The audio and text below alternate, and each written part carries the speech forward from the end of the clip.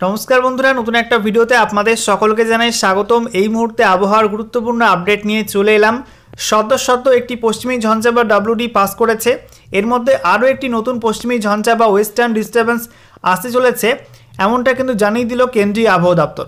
কেন্দ্রীয় আবহাওয়া দপ্তর জানিয়েছে আগামী 10ই জানুয়ারি থেকে 12ই জানুয়ারির মধ্যে আরও একটি ডব্লিউডি ফ্রেশ পশ্চিমী ঝঞ্ঝা কিন্তু প্রবেশ করবে উত্তর পশ্চিম ভারতে, যার জেরে আবারও একাধিক রাজ্যে মেঘলা আবহাওয়া তৈরি হবে, কুয়াশা হবে এবং বৃষ্টিপাতও কিন্তু হবে বেশ কিছু রাজ্যে।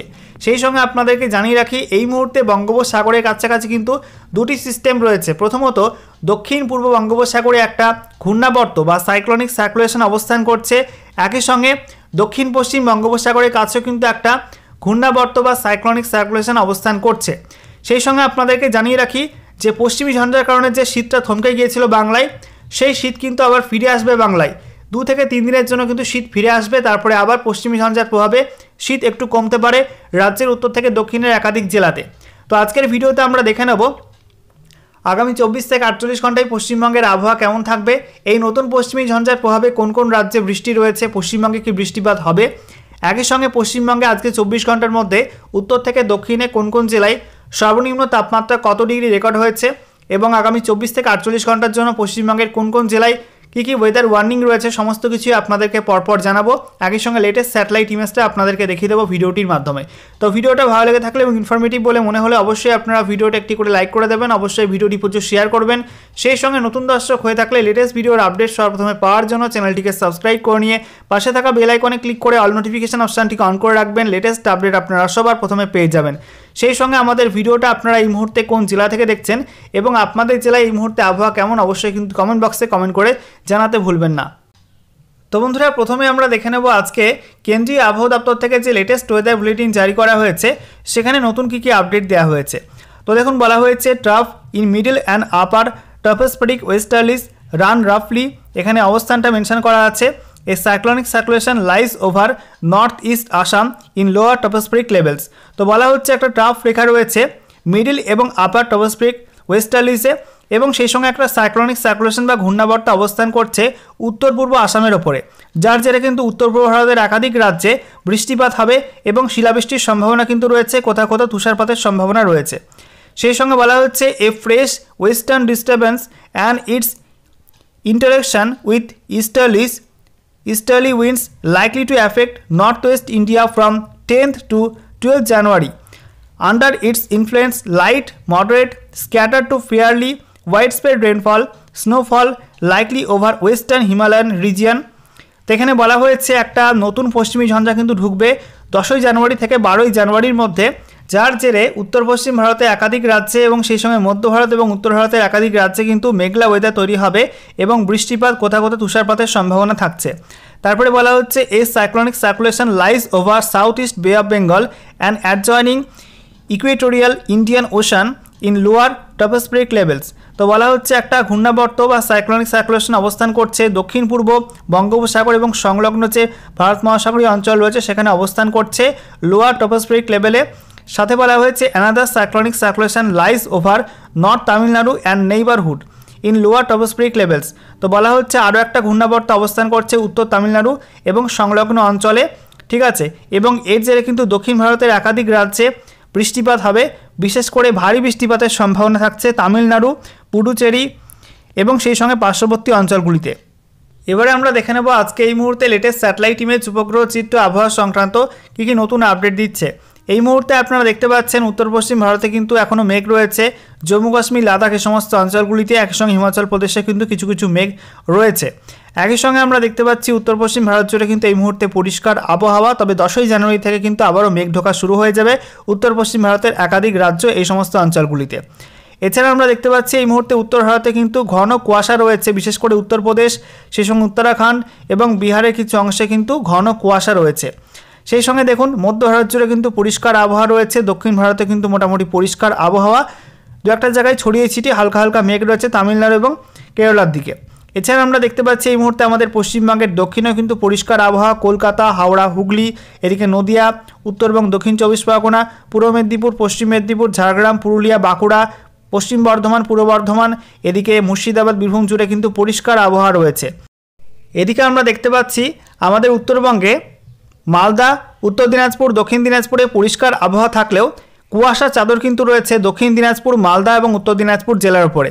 সেই সঙ্গে আমরা দেখতে পাচ্ছি উত্তরবঙ্গের ওপরের যে 5 জেলা সেখানে দার্জিলিং, কালিম্পংয়ে হালকা মেঘ রয়েছে এবং সেই সঙ্গে জলপাইগুড়ি, আলিপুরদুয়ার, কোচবিহার জুড়ে কিন্তু কুয়াশার চাদর রয়েছে, হালকা হালকা মেঘ রয়েছে।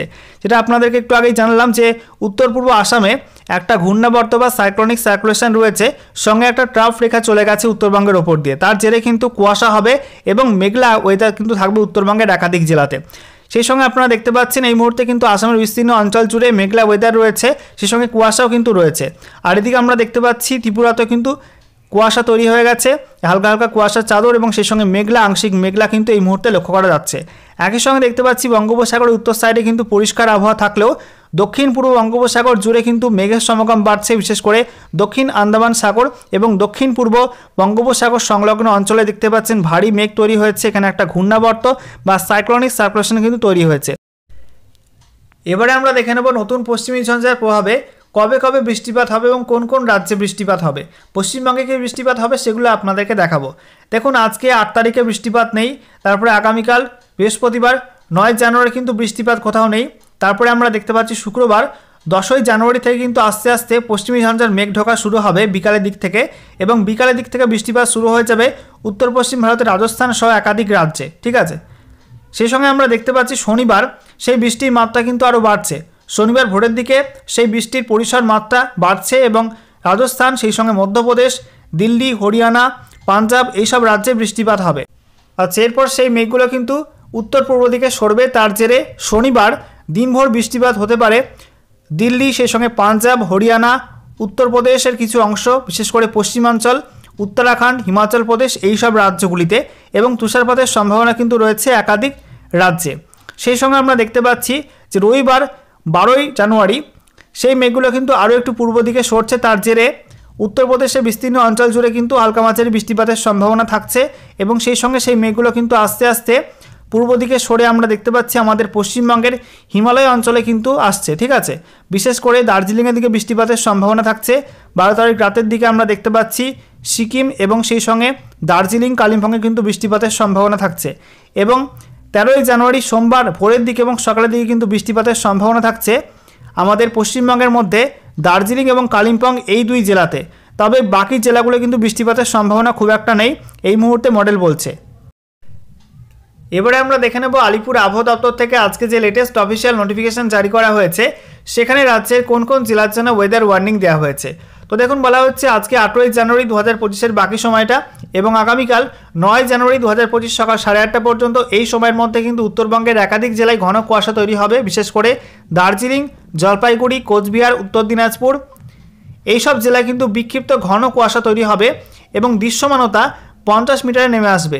ঠিক আছে, অর্থাৎ ঘন কুয়াশা তৈরি হবে এইসব জেলাগুলোতে। সেই সঙ্গে বলা হচ্ছে কালিম্পং, আলিপুরদুয়ার এবং সেই সঙ্গে দক্ষিণ দিনাজপুর, মালদা এইসব জেলাগুলির জন্য কিন্তু তেমন কোনো ওয়ার্নিং থাকছে না, তবে এইসব জেলাতে কিন্তু হালকা মাঝারি কুয়াশা হতে পারে। এছাড়া দক্ষিণবঙ্গের কোনো জেলার জন্য কিন্তু তেমন কোনো ওয়ার্নিং এখনও পর্যন্ত দেওয়া হয়নি। এবারে আমরা দেখে নেব আজকে 24 ঘন্টার মধ্যে পশ্চিমবঙ্গের উত্তর থেকে দক্ষিণে কোন কোন জেলায় সর্বনিম্ন তাপমাত্রা কত ডিগ্রি সেলসিয়াস রেকর্ড হয়েছে। তো দেখুন, বলা হচ্ছে উত্তরবঙ্গের মধ্যে দার্জিলিং পিটিওতে 0.8 ডিগ্রি সেলসিয়াস রেকর্ড হয়েছে। তারপরে দার্জিলিং প্রপারে 3.8 ডিগ্রি সেলসিয়াস ভালোই ঠান্ডা রয়েছে। কালিম্পংয়ে 8.3 degree Celsius, Bagdogra 12.6 degree Celsius, Pundibari AMFU 15.1 degree Celsius, Jalpaiguri 14.9 degree Celsius, Cooch Behar 15.4 degree Celsius, Alipurduar 11 degree Celsius, Raiganj 15 degree, Majhian AMFU 14 degree, বালুরঘাটে 12.5 ডিগ্রি, মালদায় 15.8 ডিগ্রি, এদিকে বহরমপুরে 11.2 ডিগ্রি, সিউড়িতে 13 ডিগ্রি, শ্রীনিকেতন 14.2 ডিগ্রি, নদিয়া কৃষ্ণনগরে 13.4 ডিগ্রি, কল্যাণীতে 14 degree Celsius, Mogra 12 degree Celsius, Bardhaman 13.8 degree, Panagarh 14 degree, Asansol 14.1 degree, Purulia 9.1 degree, বাঁকুড়াতে 12.3 ডিগ্রি, ব্যারাকপুর 15 ডিগ্রি সেলসিয়াস, দমদমে বলা হয়েছে 16.4 ডিগ্রি, বসিরহাট 15.3 ডিগ্রি, এরপরে Kolkata 16 degree Celsius, Uluberia 11.2 degree, Medinipur 14.1 degree, Jhargram 11 degree, তারপরে Kalaikunda 14.7 degree, Kharagpur MFU 14 degree, Digha 15.1 degree, হলদিয়াতে 16 ডিগ্রি, কাথি 12 ডিগ্রি, ডায়মন্ড হারবারে 14.7 ডিগ্রি, ক্যানিংয়ে 15.6 ডিগ্রি এবং কাকদ্বীপ এমএফইউ সেখানে 15 ডিগ্রি সেলসিয়াস তাপমাত্রা রেকর্ড হয়েছে।